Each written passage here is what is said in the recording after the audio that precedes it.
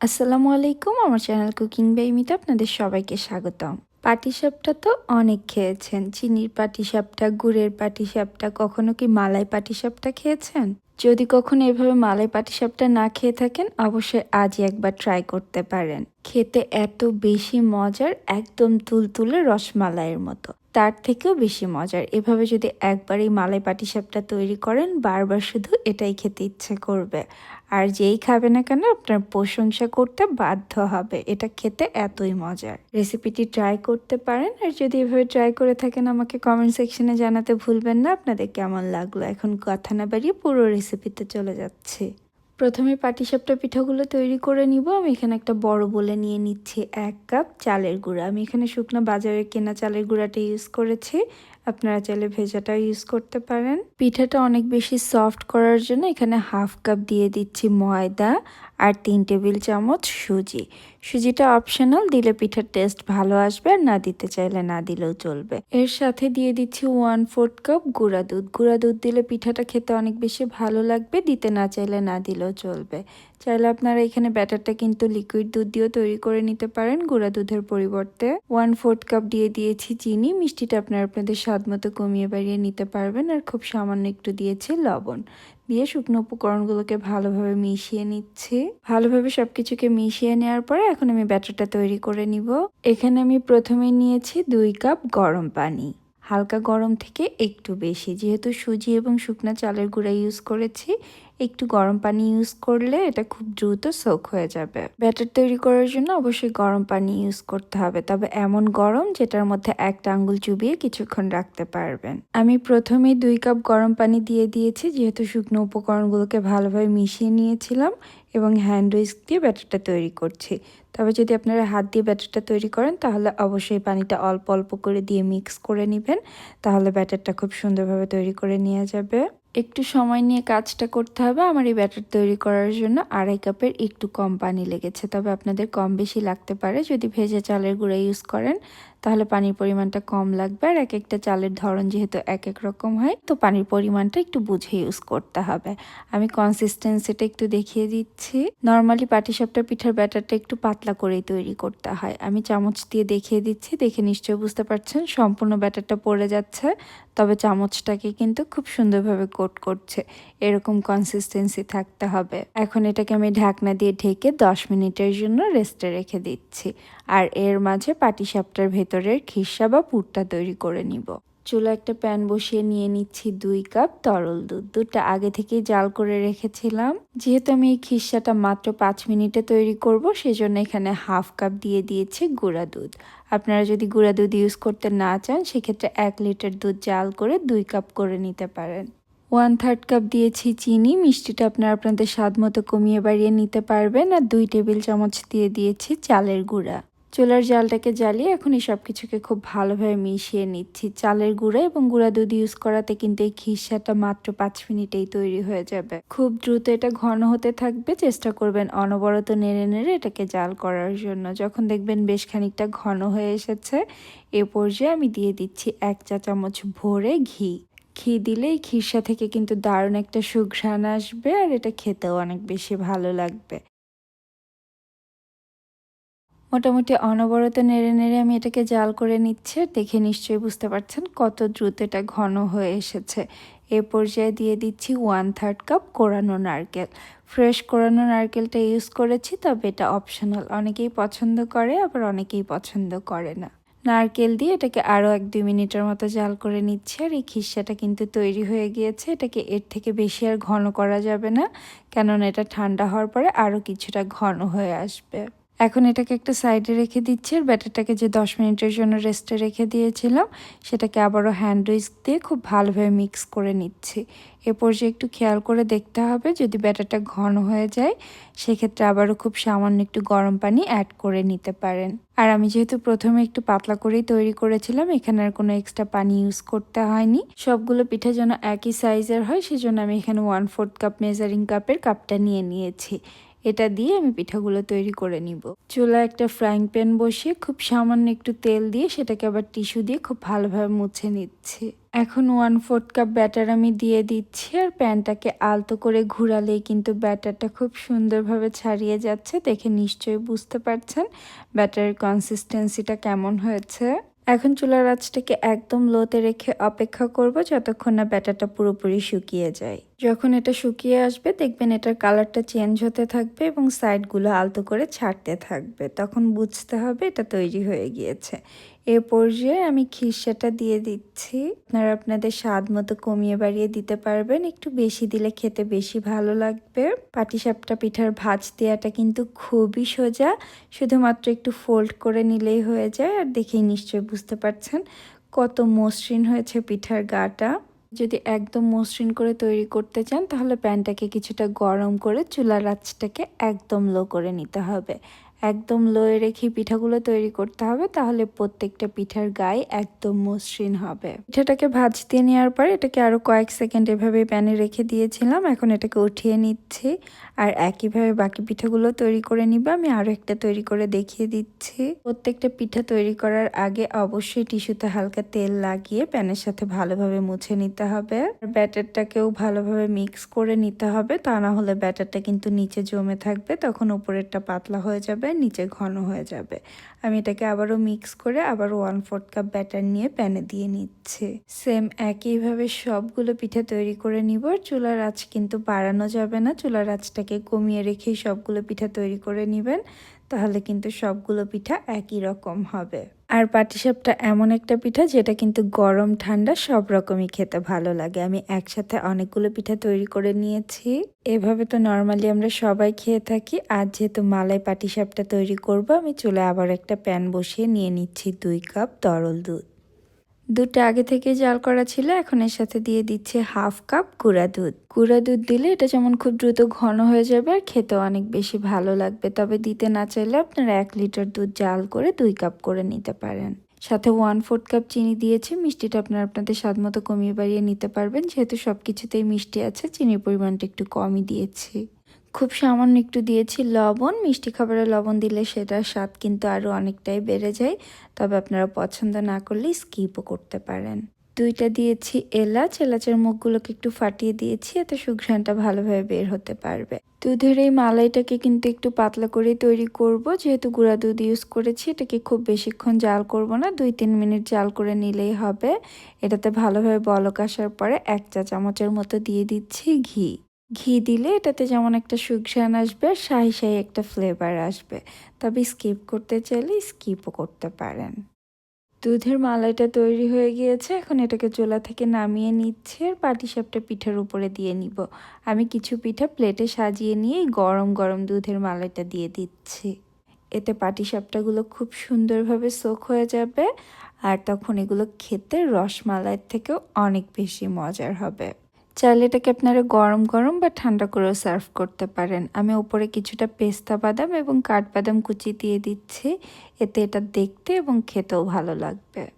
আশা করছি মালাই পাটিসাপটার এই রেসিপিটি আপনাদের অনেক বেশি ভালো লেগেছে। ভালো লেগে থাকলে লাইক, কমেন্ট এবং সাবস্ক্রাইব করতে ভুলবেন না। তৈরি করে দেখাবো পাটিসাপটা পিঠার খুব সহজ একটি রেসিপি। তবে আজ একটু ভিন্নভাবে পিঠাটা তৈরি করব।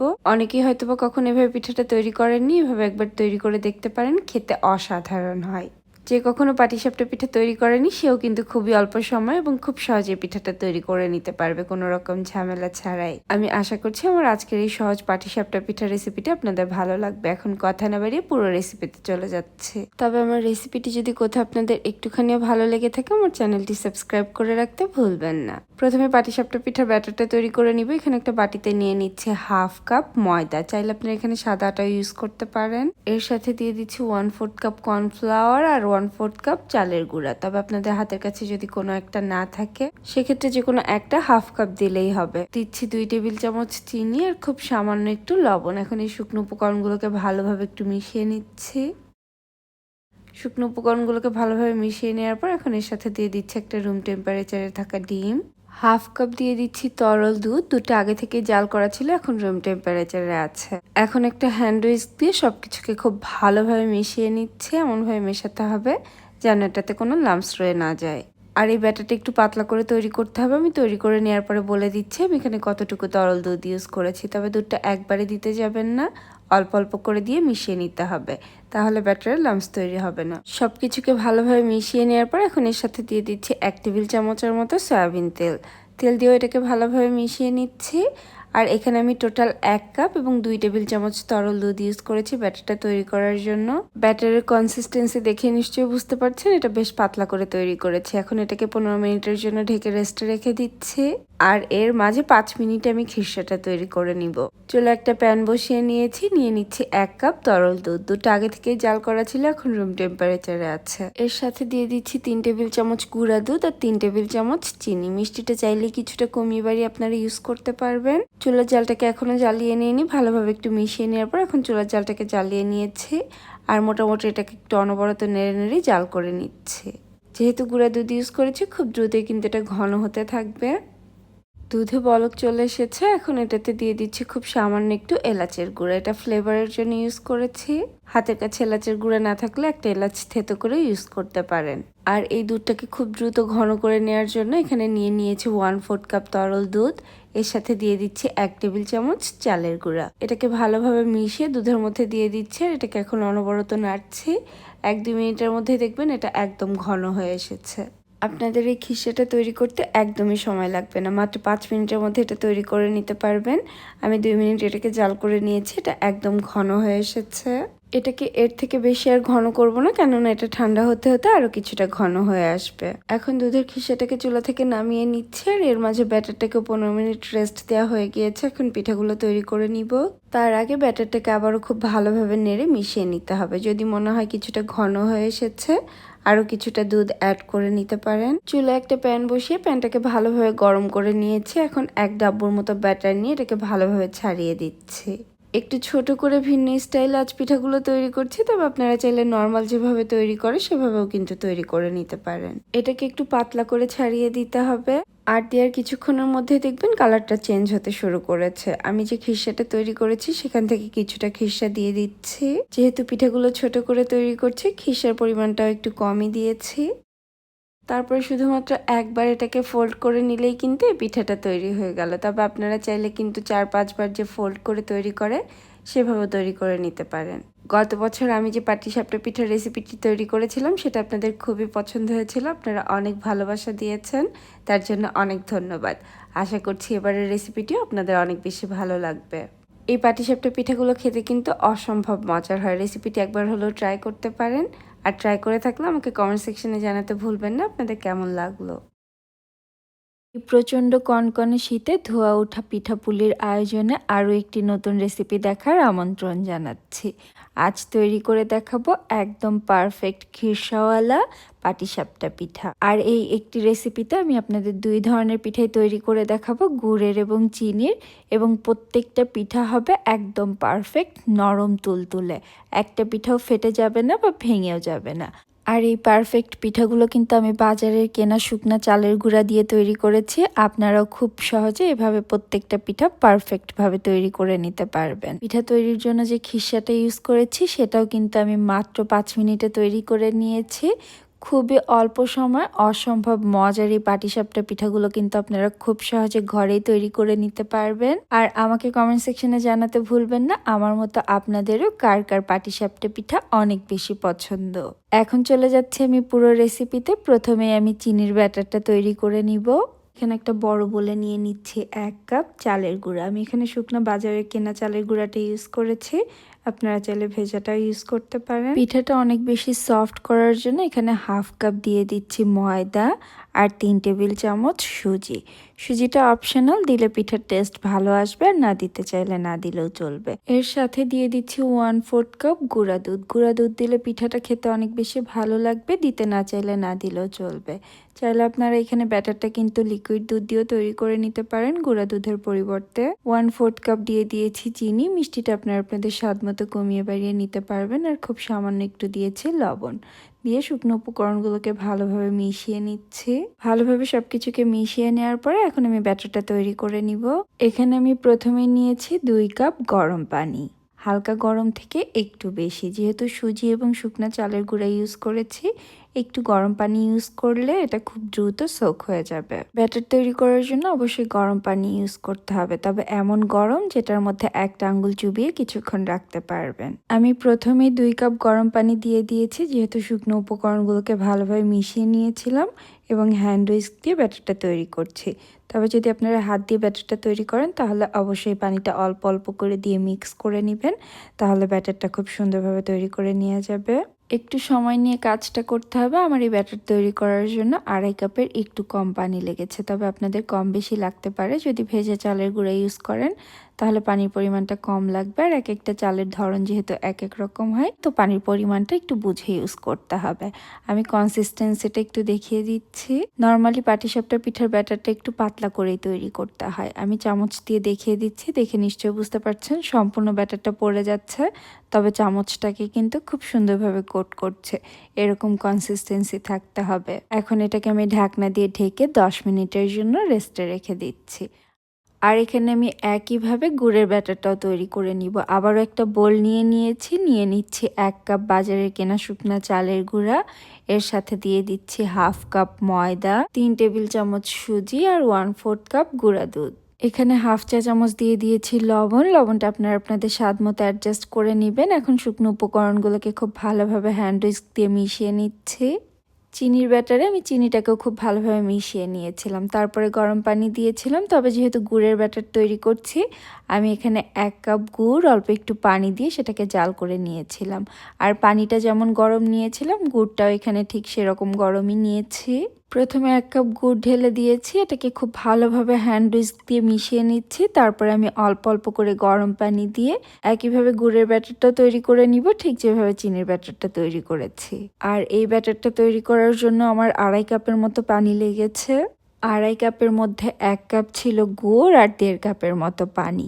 এটাকে আমি হ্যান্ড উইস্ক দিয়ে খুব ভালোভাবে মিক্স করে নিচ্ছি, যেন এটাতে কোনো লাম্পস না থাকে।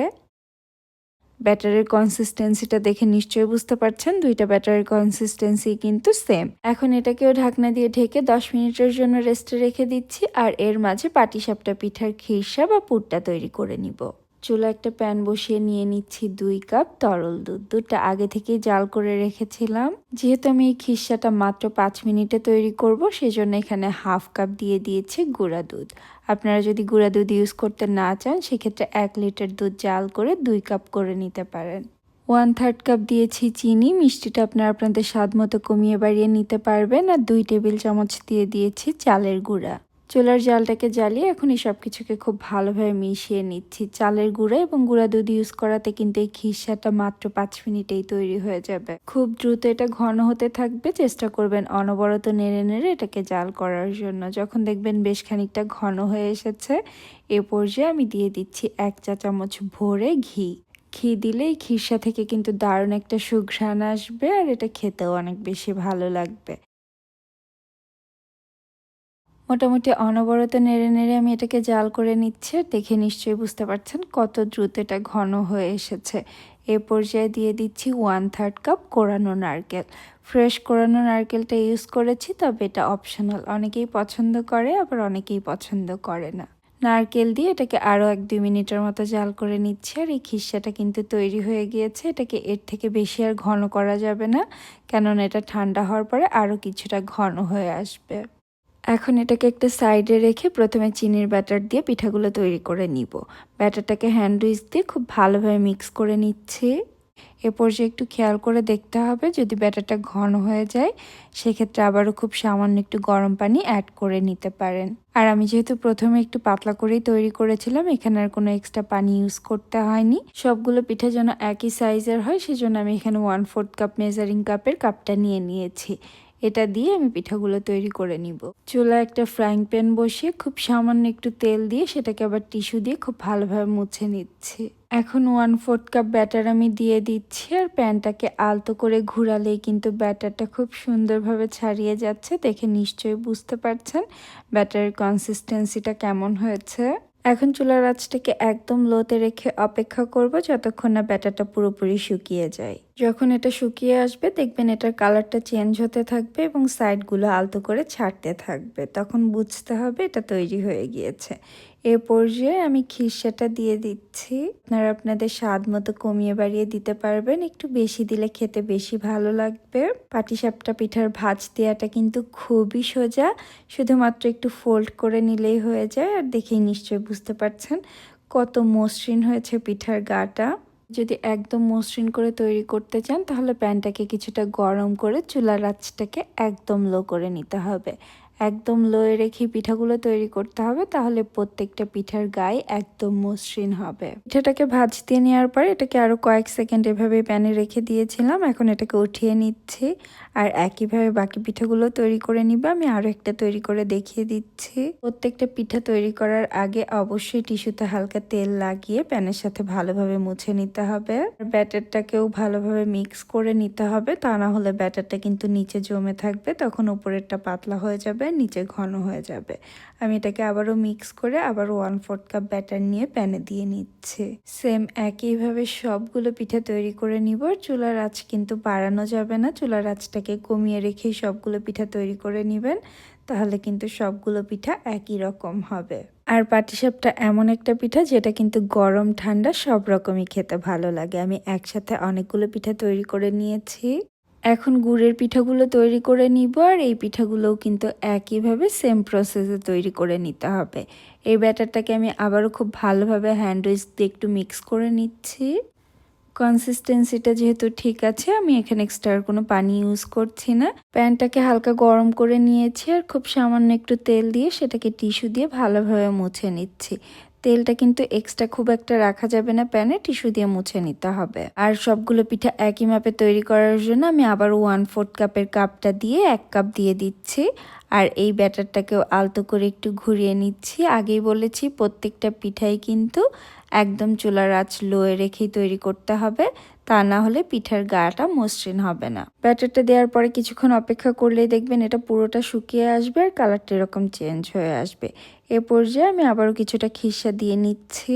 আর আগেই বলেছি খিরসাটা কিন্তু আপনারা আপনাদের স্বাদ মতো কমিয়ে বাড়িয়ে দিতে পারবেন, তবে একটু বেশি হলে খেতে বেশি ভালো লাগে। এখন এটাকে একইভাবে ফোল্ড করে নিচ্ছি। আর পাটিসাপটা পিঠার এই ভাঁজটা কিন্তু খুবই ইজি, যে কেউ খুব সহজে করে নিতে পারে। কথা বলতে বলতেই কিন্তু একটা গুড়ের পিঠা তৈরি হয়ে গেল। আর আমার কাছে কিন্তু চিনি এবং গুড় দুই ধরনের পিঠাই অনেক বেশি ভালো লাগে, তবে আপনাদের কোন পিঠাটা বেশি ভালো লাগে সেটা আমাকে জানাবেন। আমি একইভাবে বাকি পিঠাগুলো তৈরি করে নিচ্ছি। আর প্রত্যেকটা পিঠা তৈরি করার আগে কিন্তু অবশ্যই ব্যাটারটাকে ভালোভাবে মিক্স করে নিতে হবে। আর প্যানেও খুব সামান্য একটু তেল টিস্যু দিয়ে মুছে নিতে হবে। একটুখানি তেল ব্রাশ করে নেওয়ার কারণে কিন্তু দেখে নিশ্চয়ই বুঝতে পারছেন প্রত্যেকটা পিঠাই খুব সহজে প্যানের গা ছেড়ে দিচ্ছে। পিঠা বানানোর সময় অবশ্যই চেষ্টা করবেন ননস্টিক কোনো প্যানে পিঠাগুলো বানানোর জন্য, তাহলে কিন্তু পিঠাগুলো নিচে লেগে যাবে না। তখন আপনাদের পিঠাগুলোও হবে একদম পারফেক্ট, যে কেউ দেখেই খুশি হয়ে যাবে। একইভাবে আমি সবগুলো গুড়ের পিঠাও তৈরি করে নিয়েছি। আর এই পিঠাগুলো এখন আমি গরম গরমই সার্ভ করব। শুকনা চালের গুঁড়া দিয়ে তৈরি করা হলেও পিঠাগুলো দেখেই নিশ্চয়ই বুঝতে পারছেন একটা পিঠাও কিন্তু ফেটে যায়নি বা ভেঙেও যায়নি। আর প্রত্যেকটা পিঠার গায়ে একদম মসৃণ হয়েছে। পিঠাগুলো ঠান্ডা হয়ে গেলেও একদম সফটই থাকবে। রেসিপিটি এভাবে একবার হলেও ট্রাই করতে পারেন, আর যদি এভাবে ট্রাই করে থাকেন আমাকে কমেন্ট সেকশনে জানাবেন আপনাদের কেমন লাগলো।